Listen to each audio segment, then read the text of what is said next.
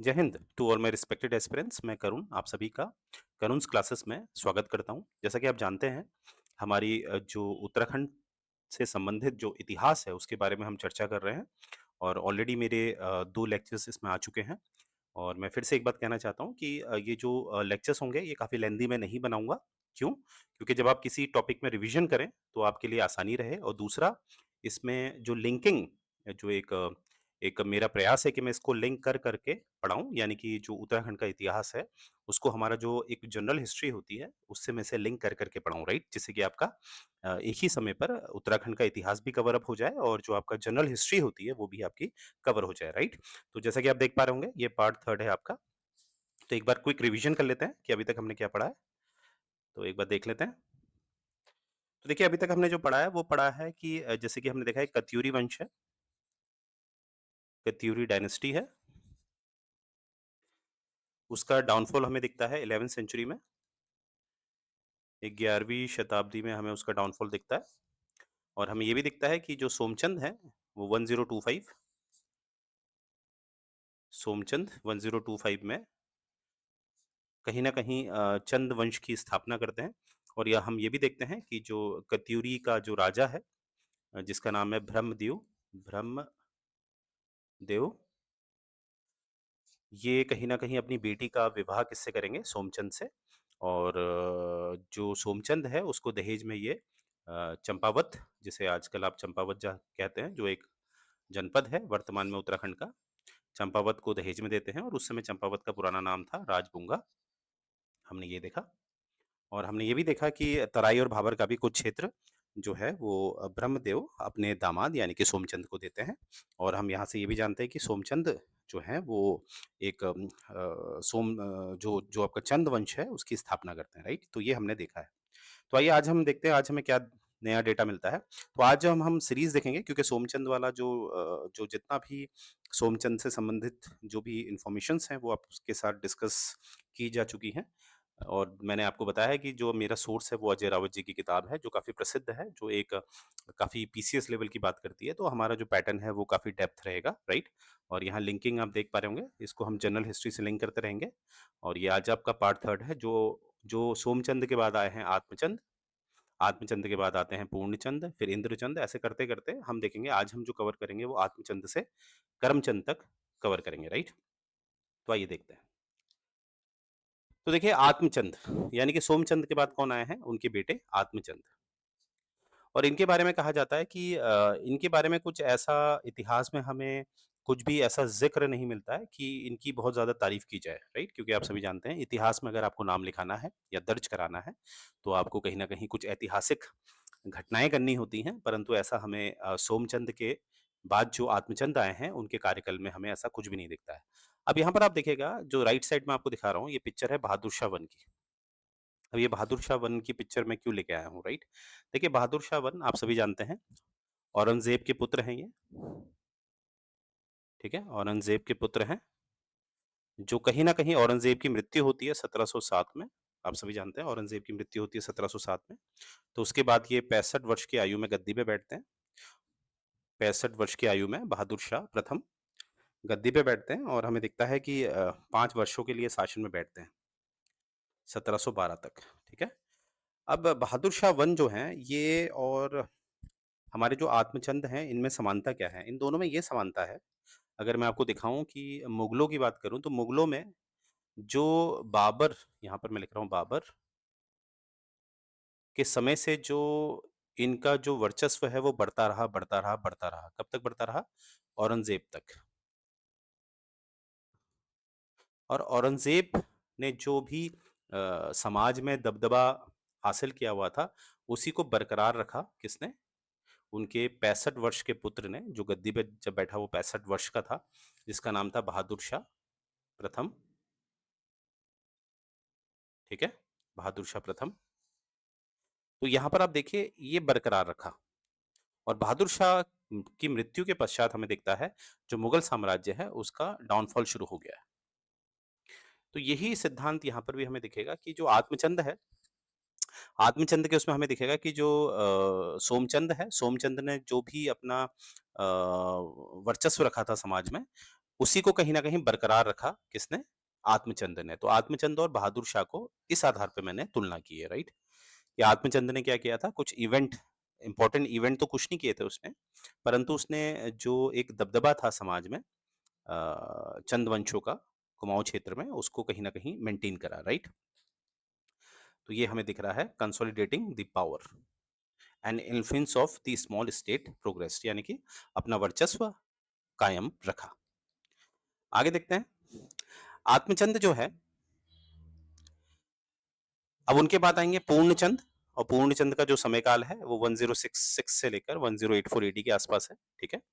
और यहाँ पर से हमें दिखेगा कि जो पूर्णचंद है उनके बारे में भी ज़्यादा इतिहास में हमें कुछ पता नहीं चलता, बस इतना पता चलता है कि ये काफ़ी प्रसिद्ध शिकारी थे, ठीक है? तो ऐसा पूछा गया है कि कौन-सा चंद शासक जो था वो एक प्रसिद्ध शिकारी था। तो इसका जो आंसर है वो है आपका पूर्णचंद। अब पूर्णचंद्र के बाद जो आएगा वो आएगा आपका इंद्रचंद। यानी कि जो चौथा शासक है, पहला सोमचंद्र, फिर आत्मचंद, फिर पूर्णचंद, फिर आपका इंद्रचंद। अब हम इंद्रचंद की बात करेंगे, तो इंद्रचंद के बारे में ये प्रसिद्ध है, जो आपको साइड में ये पिक्चर में दिख रहा है, सिल्क वॉर्म दिख रहा है।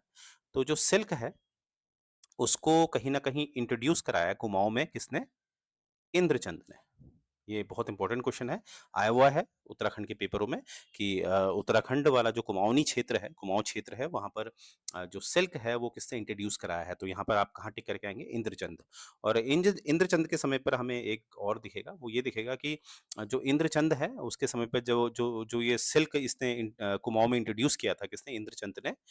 वो सिल्क जो है वो कहीं न कहीं एक्सपोर्ट किया गया, निर्यात किया गया कहाँ? तिब्बत और चाइना में। यानी कि इंद्रचंद के समय पर हमें दिखता है जो कुमाऊँ की इकोनॉमी है, उसको कहीं न कहीं ओपन इकोनॉमी बनाया गया ज़्यादा। ओपन इकोनॉमी मतलब कि यहाँ पर एक्सपोर्ट ज़्यादा किया गया, ठीक है? तो ये हमें दिख रहा है किसके समय पर? इंद्रचंद के समय पर, राइट? ये बात आपने याद रखनी है, राइट? और हम सभी जानते हैं कि भारत की अगर मैं बात करूँ, भारत की जो एक इकोनॉमी स्टेटस था भारत का, ठीक है? जैसे भारत एक क्लोज़्ड इकोनॉमी कहा जाता था, क्लोज़्ड इकोनॉमी, वो भारत का चेंज हुआ, यानी कि भारत ओपन इकोनॉमी में आया। ओपन इकोनॉमी में आया कब? 1991 में। कौन-सी पॉलिसी के द्वारा? जिसे हम एलपीजी के नाम से जानते हैं, लिबरलाइज़ेशन, प्राइवेटाइज़ेशन और ग्लोबलाइज़ेशन। तो ये मुझे उम्मीद है आपको पता होगा। अब ये क्लोज़्ड इकोनॉमी क्या है, ओपन इकोनॉमी क्या है, जब मैं आपको इकोनॉमिक्स पढ़ाऊँगा तब हम इसमें चर्चा करेंगे, राइट? अब इंद्रचंद के बाद हम देखेंगे, इंद्रचंद के बाद जो राजा आता है गद्दी पे, ठीक है? वो आता है संसार चंद। इनके बारे में भी हमें कुछ ज़्यादा नहीं पता चलता है। संसार चंद के बाद आते हैं सुधा चंद, इनके बारे में भी कुछ उतना नहीं पता चलता है। फिर आते हैं हरिचंद, फिर आते हैं वीना चंद। अब बस आपने क्या करना है, क्रोनोलॉजी को याद रखना है। एक बार हम क्रोनोलॉजी डिस्कस कर लेते हैं। सबसे पहले सोमचंद, फिर आत्मचंद, फिर पूर्णचंद, फिर इंद्रचंद, फिर संसार चंद, फिर सुधा चंद, फिर हरिचंद, फिर वीना चंद। तो ऐसे आपने प्रथम जो ये 8 शासक हैं, इनको बाय हार्ट याद रखना है, ठीक है? तो हम वीना चंद तक पहुँच गए हैं। अब हम देखते हैं वीना चंद के बारे में हमें क्या मिलता है। तो उससे पहले हम देखते हैं, यहाँ पर आपको एक क्वेश्चन दिख रहा है जो पूछा गया है। यहाँ पर पूछा गया है आपसे कि with the help of Zulfikar Khan, X become the emperor of Mughal empire. और वो एक्स कौन है? जो जुल्फ़िकार खान की मदद से मुगलों का शासक बना, तो इसका आंसर है आपका जहांगीर शाह। अब देखिए पहले ये वाली स्टोरी देख लेते हैं, तब आपको ज़्यादा समझ में आएगा। देखिए हुआ क्या था, जैसे मैंने अभी आपको स्टार्टिंग में बताया था, 1 सेकंड, कि यहाँ बाबर को रख लेते हैं। बाबर के बाद हमें दिखता है कि औरंगज़ेब तक मुगलों का वर्चस्व जो है वो बढ़ता रहा। फिर औरंगज़ेब का पुत्र जो है बहादुर शाह प्रथम, जो 65 वर्ष की आयु में गद्दी पे बैठा, उसने ये मेंटेन करा। पर बहादुर शाह की मृत्यु के पश्चात, यानी कि बहादुर शाह की जो मृत्यु होती है, वो होती है 1712 में। तो उसके पश्चात जो गद्दी में जो भी बैठता है, उसके बाद डाउनफॉल हमें दिखता है किसका? मुगलों का। अब ये डाउनफॉल क्यों होता है? क्योंकि असल में जो शक्ति है अब वो शासकों के पास नहीं है। यानी कि जो मुगल एम्परर हैं उनके पास नहीं है, उनके जो मंत्री थे, जो नोबल्स थे, उनके पास पावर हमें दिखने लगी थी। अर्थात कि बहादुर शाह प्रथम के बाद गद्दी में बैठा जहांगीर शाह, जैसे कि आप देख पा रहे होंगे, जहांगीर शाह पर किसकी मदद से बैठा? जुल्फ़िकार खान। और जुल्फ़िकार खान एक मंत्री था, एक नोबल था। और जब जहांगीर शाह गद्दी पे बैठा, तो असल में पावर जो थी वो जहांगीर शाह के पास नहीं थी, वो पावर जुल्फ़िकार खान के पास थी, राइट? तो ये बात हमें दिखाती है कि बहादुर शाह की मृत्यु के पश्चात यानी कि 1712 के बाद हमें दिखता है कि जो नया ट्रेंड हमें दिखता है मुगलों में, वो ये दिखता है कि ज़्यादा शक्ति किसके पास है? जो नोबल हैं उनके पास। क्योंकि पहले जुल्फ़िकार खान आया, उसके बाद हम देखते हैं जब फ़र्रुख़सियार आएगा जहांगीर शाह के बाद, तो फ़र्रुख़सियार को गद्दी में बैठाने वाले कौन थे? Syed brothers, right? तो इसीलिए हमें दिखता है कि जो नोबल्स हैं, जो मंत्री हैं, उनको ज़्यादा शक्तिशाली हमें दिखाया जाता है मुगलों के केस में, और इसीलिए मुगलों का डाउनफॉल शुरू हो गया, ठीक है? तो यही चीज़ यहाँ पर भी आपको दिखेगी। जो वीना चंद है, वीना चंद को आप कंपेयर कर सकते हैं जहांगीर शाह से, ठीक है?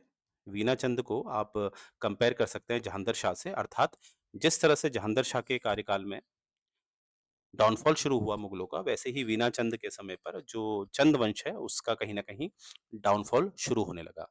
और चंदों का अगर डाउनफॉल शुरू होगा, तो जो पास के जो आपके जो नेपाल के शासक हैं, ठीक है?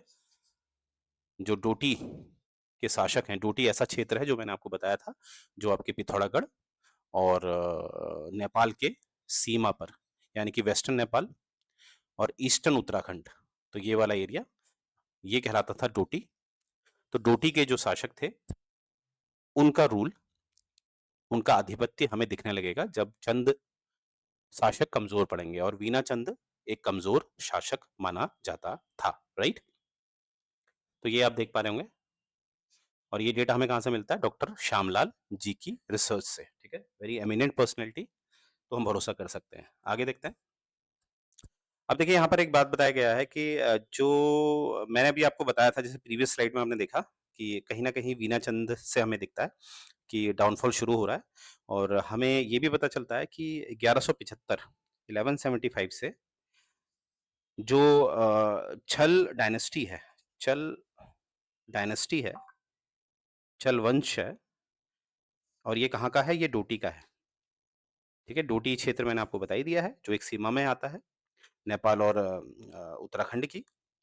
तो वहाँ पर ये जो चल डायनेस्टी है, वो कहीं न कहीं चंपावत में अपना आधिपत्य, यानी कि अपने आप को कहीं न कहीं पावर में एस्टैब्लिश करेगी, यानी कि चंद शासकों को हटाएगी। तो ये 1175 में हमें ऐसा दिखता है, क्योंकि हमें काफ़ी आर्कियोलॉजिकल सोर्सेज़ मिले हैं। आप जानते ही हैं, इतिहास को समझने के बहुत तरीके होते हैं। लिखित के साथ-साथ जो हमारे आर्कियोलॉजिकल सोर्सेज़ होते हैं, वो भी हमारे काम के होते हैं, राइट?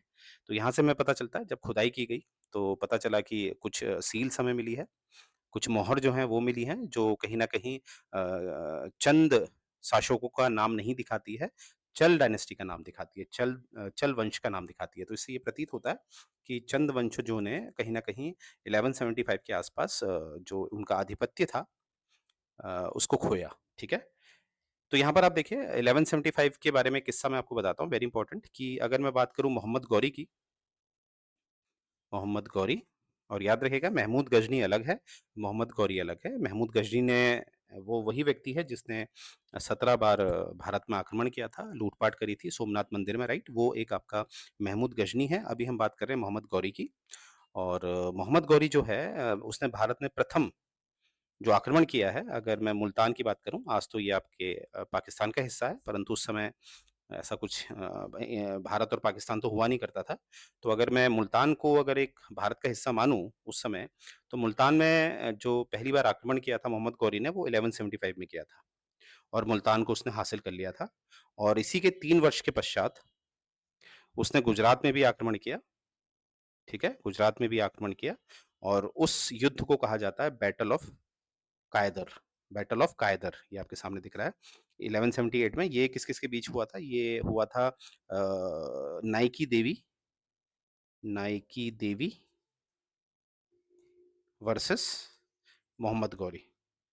और नाइकी देवी जी जो हैं, ये एक रीजेंट थी, ये एक रीजेंट थी। रीजेंट मतलब होता है कि देखिए उस समय क्या होता था कि समाज में अगर किसी को गद्दी में बैठाना है, तो महिलाओं को तो नहीं अपनाया जाता था। हमारे पास आगे चल के भी हमें दिखेगा, जो रज़िया सुल्तान है, उनको इसलिए मार दिया जाएगा क्योंकि वो महिला है, क्योंकि उस समय का समाज ये मानता था कि महिलाएँ जो हैं वो केवल पुरुषों की सहायता के लिए हैं, ठीक है? तो इस तरह की धारणा थी, तो होता क्या था कि उस समय जैसे कोई राजा है, उसकी मृत्यु हो जाए, और उसका जो बालक है अगर वो माइनर है, तो उस समय उसकी जो माँ है, वो कहीं न कहीं गद्दी में बैठेगी, किसके नाम पे? अपने बच्चे के नाम पे, जब तक बच्चा मेजर ना हो जाए, काबिल ना हो जाए। तो ऐसे में हम उसको रीजेंट कहते हैं, तो नायिका देवी जो इनका बेटा है जिसका नाम है मूलराज सेकंड, जो मात्र 13 वर्ष के हैं, 1178 में मात्र 13 वर्ष के हैं, 1178 में, इसीलिए जो लड़ाई लड़ेंगी वो नाइकी देवी लड़ेंगी, और जिसमें हमें जानकर बड़ा आश्चर्य होता है कि मोहम्मद गौरी हारा और भागा। तो यानी कि 1178 में मोहम्मद गौरी गुजरात तक पहुँच गया था, परंतु उसे फेस करना पड़ा नाइकी देवी को, जो एक चालुक्य वंश की हैं और जो हराती है मोहम्मद गौरी को और जो भाग जाता है, राइट? ये बात आपने याद रखनी है। तो यहाँ से देखिए 1175 से मैंने आपको ये डेटा दिया है, उसका जो राइट आंसर है वो है बैटल ऑफ कायदर। किस-किस के बीच हुआ है? नाइकी देवी और मोहम्मद गौरी के बीच, जिसमें हार किसकी हुई है? मोहम्मद गौरी की। आगे बढ़ते हैं। अब हम बालेश्वर टेम्पल की बात करें, ऑलरेडी मैं प्रीवियस लेक्चर में आपको बता चुका हूँ, बालेश्वर टेम्पल किसको डेडिकेटेड है? लॉर्ड शिवा को, और कहा जाता है ज्ञानचंद्र, और ज्ञानचंद्र कौन से वाले हैं ये? किसके समकालीन है? फिरोज शाह तुगलक के समकालीन है, क्योंकि ज्ञानचंद्र हमें आगे भी दिखते हैं चंद वंशों में, पर ये ज्ञानचंद्र वाले हैं जो आपके फिरोज शाह तुगलक के समकालीन हैं। इन्हीं ने ये मंदिर बनाया है बालेश्वर, जो आपका चंपावत जनपद में है, ठीक है? तो यहाँ पर हम देखेंगे कि बालेश्वर टेम्पल इंस्क्रिप्शन जो मिलते हैं, अभिलेख जो हमें मिलते हैं, वहाँ पर हमें दिखता है कि कराचल का नाम हमें दिखता है। देखिए कराचल, और ये चल कौन-सा वंश है? ये चल वंश है आपका, डोटी वंश है ये, डोटियों का है, ठीक है? और डोटी मतलब जो नेपाल के लोग हैं। और इसी में हमें दिखता है इसी इंस्क्रिप्शन में, जो बालेश्वर टेम्पल इंस्क्रिप्शन है, अभिलेख है, उसमें हमें 10 प्रिंसिपैलिटीज़ का भी नाम दिखता है। 10 प्रिंसिपैलिटीज़ मतलब 10 जागीरें, और जागीर मतलब क्या होता था? हर जागीर का अपना एक लॉर्ड होता था, एक जागीरदार होता था, मालिक होता था। आप उसे जागीरदार बोलें या ज़मींदार बोलें, अभी एक ही बात है, हालाँकि दोनों में डिफ़रेंस होता है, परंतु अभी हम इसको एक समानार्थी शब्द की तरह इस्तेमाल कर सकते हैं, जागीरदार और ज़मींदार। तो 10 ज़मींदारों के भी नाम में हमें मिलते हैं, जो कहीं न कहीं वफ़ादार थे, किसके प्रति थे? किंग ऑफ डोटी के प्रति, ठीक है? यानी कि आप वफ़ादार किसके प्रति होते हैं? अपने मालिक के प्रति। तो यहाँ से हमें ये दिखता है, बालेश्वर टेम्पल इंस्क्रिप्शन से हमें ये पता चलता है कि कहीं न कहीं जो ये क्षेत्र है आपका चंदों का, चंपावत वाला, वो डोटियों के अंडर आ गया था, और इसमें जो 10 लॉर्ड्स थे, 10 मालिक थे, ये कहीं न कहीं किंग डोटी के लिए वफ़ादार थे, यानी कि ये किंग ऑफ डोटी जो था उसको अपना मालिक मानते थे, और जो चल वंश है, ये डोटियों का ही वंश है। तो यहाँ पर किसका नाम हमें दिख रहा है? कराचल का। तो कराचल एक क्या है? डोटी वंश का है, ठीक है? और ये जो फ्यूडल लॉर्ड्स हैं, ये जो जागीरदार हैं, इनके नाम है यहारदेव, चंद्रदेव, ठीक है? तो ये देव-देव जो टाइटल आपको दिख रहा है, ये ज़्यादातर कत्यूरी शासकों का है। तो यहाँ से हमें पता चलता है कि कत्यूरी शासक जो थे, वो भी कहीं न कहीं एक तरह के वैसल थे, ठीक है?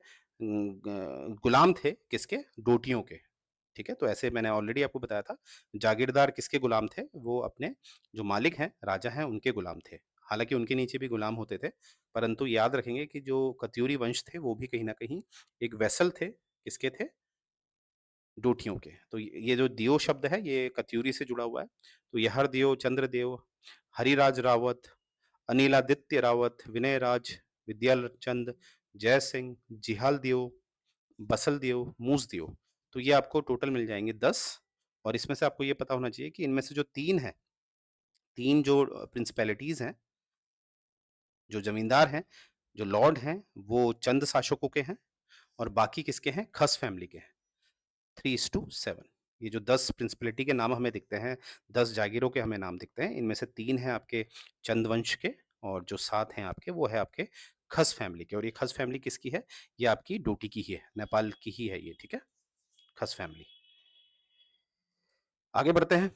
अब एक और आप देखेंगे कॉपर प्लेट इंस्क्रिप्शन, ये इस तरह का होता है, आप देख पाएँगे, कॉपर प्लेट में लिखा जाता है।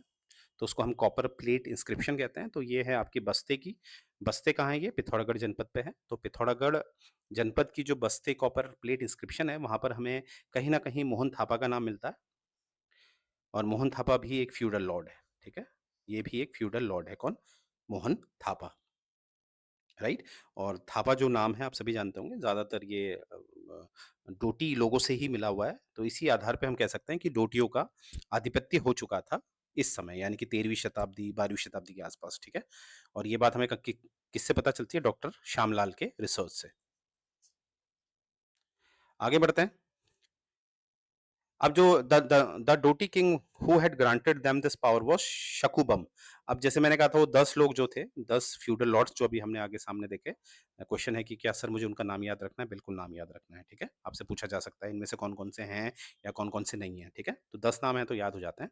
तो उनको जो पावर दी गई थी जागीरदारी की, वो शकुबम ने दी थी, ठीक है? ये बात आपने याद रखनी है। और शकुबम के जो प्रीडेसेसर्स थे, यानी कि उसके जो पहले के जो शासक थे उनका नाम था असलदीव और सुहारदीव, ठीक है?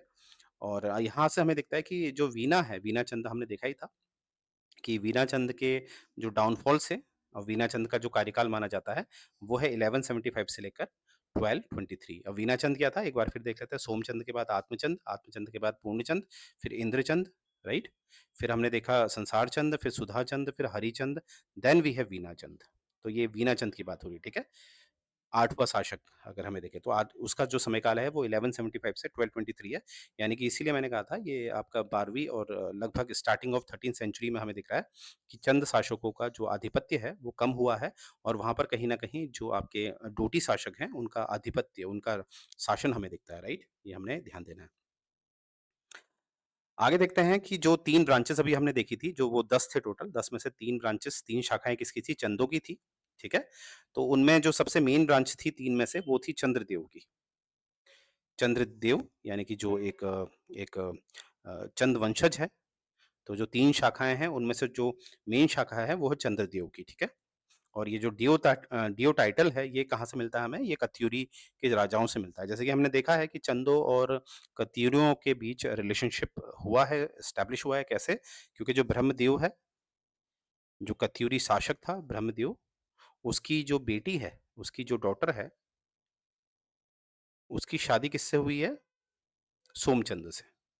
तो यहाँ से हमें दिखता है कि जो कहीं न कहीं ये जो डियो है, ये आपके चंदों से मिला हुआ मिल रहा है, ठीक है? यानी कि चंदों ने आगे चल के हमें दिखता है, डियो जो टाइटल है उसको अपनाया है। वो क्यों अपनाया होगा? वो इसलिए अपनाया था क्योंकि सोमचंद तो हमने देखा था, मेरी प्रीवियस वाली क्लास में मैंने आपको बताया था कि ये जो इलाहाबाद के करीब ये इलाहाबाद करीब के हैं ये, कौन? सोमचंद।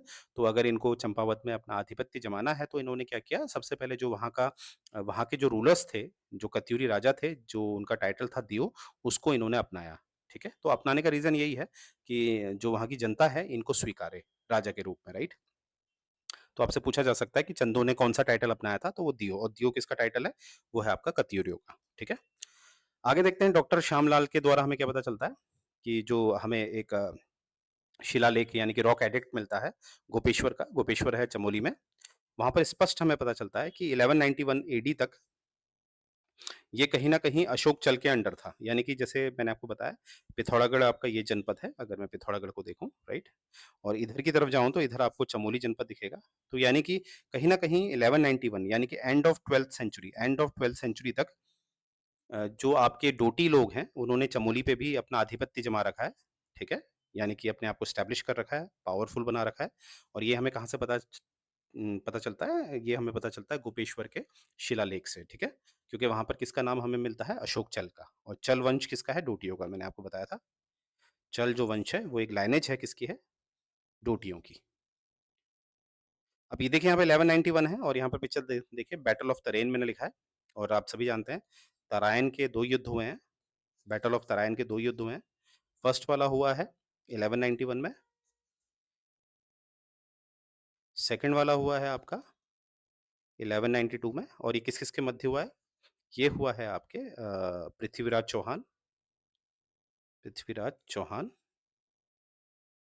वर्सेस मोहम्मद गौरी। और मोहम्मद गौरी का कभी-कभी आपसे ओरिजिनल नाम भी पूछ लिया जाता है, तो याद करने का तरीका है मुइजुद्दीन मोहम्मद बिन साम, ठीक है? मुइजुद्दीन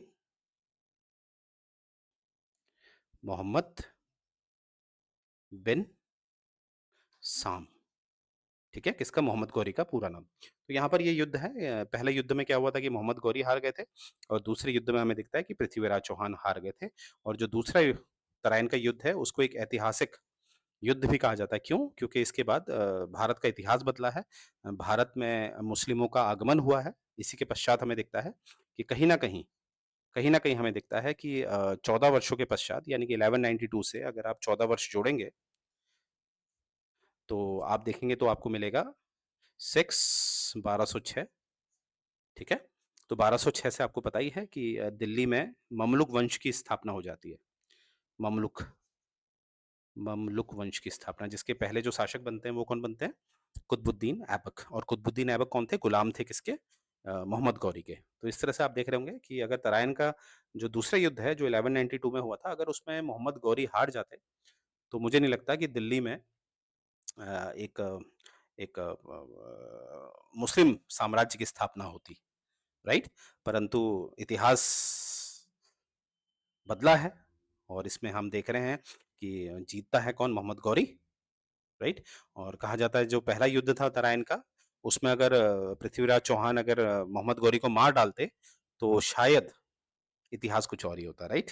चलिए, आगे बढ़ते हैं और यहाँ पर हम देखेंगे कुछ हमें रॉक एडिक्ट्स ऑफ सहनपाल और पुरुषोत्तम के दिखते हैं, जो बोध गया में है। वहाँ से हमें पता चलता है कि जो जितने भी ये रॉक एडिक्ट्स हमें मिल रहे हैं, सहनपाल और पुरुषोत्तम सिंह के, ठीक है? इनके नाम के ये जो रॉक एडिक्ट्स शिलालेख मिलते हैं, ये दोनों ही किंग ऑफ खसदेश हैं। खसदेश मतलब क्या है? ये खसदेश है आपका वही डोटी वाला। मतलब इनका आधिपत्य कहीं न कहीं आप देखिए तराई क्षेत्र तक पहुँच गया है, ठीक है? यूपी के एरिया तक पहुँच गया, राइट? बिहार तक पहुँच गया। इस तरह से आप देख पा रहे होंगे कि कहाँ तक इनका आधिपत्य था। अशोक चल जो हैं वाज़ विराट कुल, यानी कि ये किस कुल के थे? किस वंश के थे? विराट वंश के थे और जो डुल्लू से आए थे, डुल्लू से, ठीक है? और ये कहीं न कहीं डुल्लू कहाँ पर है? ये आपके नेपाल में ही पड़ता है, ठीक है? ये जो डुल्लू है ये किस किंगडम के अंतर्गत आता था? ये आता था खस किंगडम के अंतर्गत और खस किंगडम कहाँ है? ये है डोटी का। और डोटी कहाँ है? नेपाल में। मैंने आपको बताया है। कहने का ये मतलब है कि जो अशोक चल हैं, जो एक विराट कुल के हैं, वो कहाँ के हैं? वो आपके डोटी किंगडम के हैं। डोटी किंगडम के हैं और डोटी किंगडम कहाँ है? ये नेपाल में, राइट? आइए आगे देखते हैं। अब देखिए वीणाचंद तक तो हमने पढ़ लिया। वीणाचंद के बाद कौन आएँगे? वीरचंद, ठीक है? याद रखिएगा वीणाचंद के बाद कौन आएगा? वीरचंद, ठीक है? अब यहाँ पर आप देखेंगे कि वीरचंद जो हैं वो अशोक चल की सहायता से कहीं न कहीं कुछ जो एक हठ धर्मित लोग थे, यानी कि जो बातें नहीं मान रहे थे, जो राजा के लिए सरदर्दी कर रहे थे, वीणाचंद के समय से ही वीणाचंद के समय से ही, क्योंकि वीणाचंद का मैंने बताया था, वीणाचंद के पास कोई उतनी शक्ति थी नहीं, ये उस लायक भी नहीं था। तो वीणाचंद के समय पे बहुत लोगों ने एक अपनी आप को कहीं न कहीं राजा के खिलाफ खड़ा कर दिया था। तो वीरचंद ने अशोक चल की सहायता से इन सभी को कहीं न कहीं सबक सिखाया, ठीक है? तो यहाँ से हमें क्या दिख रहा है कि जो वीरचंद है, जो एक चंद वंशज है और जो अशोक चल है, जो एक छल वंशज है, दोनों मिलके काम कर रहे हैं। तो इससे हम ये अंदाज़ा लगा सकते हैं कि जो वीरचंद है, वो कहीं न कहीं अशोक चल के अंदर काम कर रहा है, कहीं न कहीं उसने अपना जो मालिक है, उस अशोक चल को मान लिया है, ठीक है? क्योंकि हमें दिख रहा है, जितने भी हमने अभी तक शिलालेख देखे हैं, इंस्क्रिप्शंस देखे हैं, कॉपर प्लेट इंस्क्रिप्शंस देखी हैं, उसके हिसाब से हमें पता चल रहा है कि कहीं न कहीं चंदों की जो कमज़ोरी है, उसकी वजह से कहीं न कहीं जो आपके डोटी के जो शासक हैं, वो कहीं न कहीं कुमाऊँ क्षेत्र में, खासकर चंपावत वाले क्षेत्र में अपना आधिपत्य जमा पा रहे हैं, राइट? आगे हम देखते हैं जो आपका वीरचंद है, वीणाचंद के बाद कौन है? वीरचंद, उसकी मृत्यु हो जाती है 1206। अब 1206 वो ही वर्ष है जब कुतुबुद्दीन ऐबक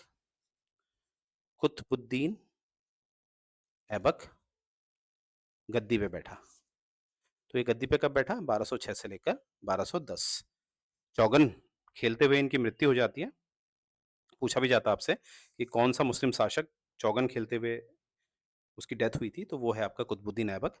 और देखिए कुतुबुद्दीन ऐबक गद्दी पे जब बैठा, उसी वर्ष कहीं न कहीं जो आपका वीरचंद है उसकी मृत्यु होती है। ठीक है? तो ऐसे याद रखना वीरचंद्र तब मरा जब कुतुबुद्दीन ऐबक गद्दी पे बैठा। उसके बाद हमें दिखता है नरचंद आता है, थोहरचंद आता है, फिर त्रिलोकचंद आता है, राइट? इनके बारे में भी हमें इतिहास में ज़्यादा पता नहीं चलता है, राइट? आगे बढ़ते हैं अब हम बात करेंगे नरचंद की बात करेंगे। नरचंद जो है, यहाँ पर आपने देखा होगा, यहाँ पर हमने पढ़ा नरचंद, थोरचंद और त्रिलोकचंद। नरचंद के बारे में देख लेते हैं। नरचंद ने जो गद्दी पे वो बैठा है, वो 1236 में बैठा है। अब 1236 वही वर्ष है जब रज़िया सुल्तान गद्दी पे बैठती है, आप सभी जानते हैं। 1236 से लेकर 1239 से 40 के बीच ये गद्दी पे बैठती हैं। 1240 में इनको मार दिया जाता है, ठीक है? क्योंकि यहाँ पर एक डेट हमें दिखती है कि 15 अक्टूबर 1240 को रज़िया सुल्तान को मार दिया जाता है। राइट? और मार क्यों दिया जाता है? मैंने बताया था उस समय जो समाज की धारणा थी वो ये थी कि जो महिलाएँ होती हैं वो पुरुषों की सहायता के लिए होती हैं, पुरुषों के ऊपर बैठने के लिए नहीं होती हैं, राइट? तो इसलिए इस वजह से हमें दिखता है कि रज़िया सुल्तान को उन्हीं के भाई जो हैं, जो मोहम्मद बैरम खान हैं, वो मार देते हैं, ठीक है?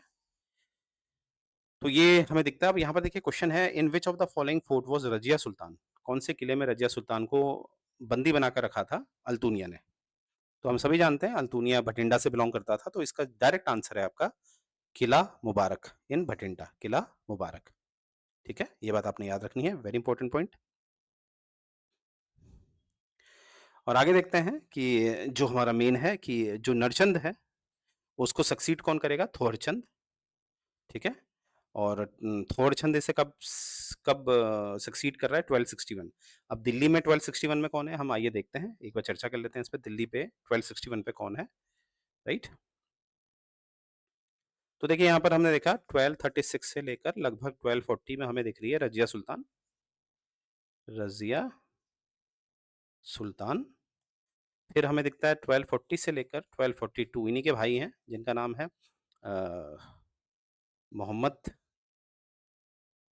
बैरम खान। फिर हमें दिखता है 1242 से लेकर 1246 तक हमें दिखता है अलाउद्दीन मसूद, ठीक है? फिर हमें दिखता है 1246 से लेकर 1265 तक हमें कौन दिखेगा? हमें दिखेगा नसीरुद्दीन महमूद, नसीरुद्दीन महमूद। और याद रखिएगा नसीरुद्दीन महमूद जो हैं, वो सन इन लॉ हैं, दामाद हैं। सन इन लॉ हैं किसके हैं? जिसे आप बलबन के नाम से जानते हैं, बलबन, ठीक है? बलबन के बारे में हमें पढ़ना है, बहुत इंपॉर्टेंट है। और बलबन फिर 1265 से 1287 या 88 तक कौन बैठा है? बलबन, ठीक है? तो बलबन दिखते हैं हमें यहाँ पर, तो इस तरह से आपने ये ध्यान देखना है। तो 1261 की बात है, तो 1261 में हमें कौन दिखता है? नसीरुद्दीन महमूद, ये बात आपने याद रखनी है। तो नसीरुद्दीन महमूद जब गद्दी पे है, तो कुमाऊँ में कौन राजा बना है? तो हरचंद। उसके बाद त्रिलोकचंद हमें दिखता है, और कहीं न कहीं त्रिलोकचंद की मृत्यु हो जाती है 1303 में, और आफ्टर हिज़ डिमाइस उमरचंद बैठेगा, ठीक है? और ये 1303 पे कौन है दिल्ली सल्तनत में? जैसे कि आप सभी जानते हैं, 1290 से लेकर 1320 तक, 1320 तक खिलजी वंश ने राज किया है दिल्ली में, खिलजी डायनेस्टी ने। और अगर मैं देखूँ ध्यान से तो 1296 से लेकर 1316, 1296 से लेकर 1316 तक अलाउद्दीन खिलजी गद्दी पे बैठा है, अलाउद्दीन खिलजी, ठीक है? तो यानी कि हमें क्या समझ में आ रहा है कि जो त्रिलोकचंद है, और त्रिलोकचंद की जो मृत्यु होती है और जब उमरचंद गद्दी पे बैठता है, तो वहाँ पर दिल्ली में कौन बैठा हुआ है? अलाउद्दीन खिलजी। और उमरचंद लगभग 18 सालों तक शासन करेगा, ये हमें दिख रहा है, राइट? Very important point. आगे बढ़ते हैं, फिर आगे हमें दिखता है, उसके बाद हमें दिखता है धर्मचंद, अभयचंद, करमचंद, ठीक है? अब धर्मचंद और अभयचंद के बारे में हमें ज़्यादा कुछ मिलता नहीं है, बट हमें ये बात याद समझनी है कि करमचंद जो है, वो एक तरह से इनको आप बुद्धा कह सकते हैं।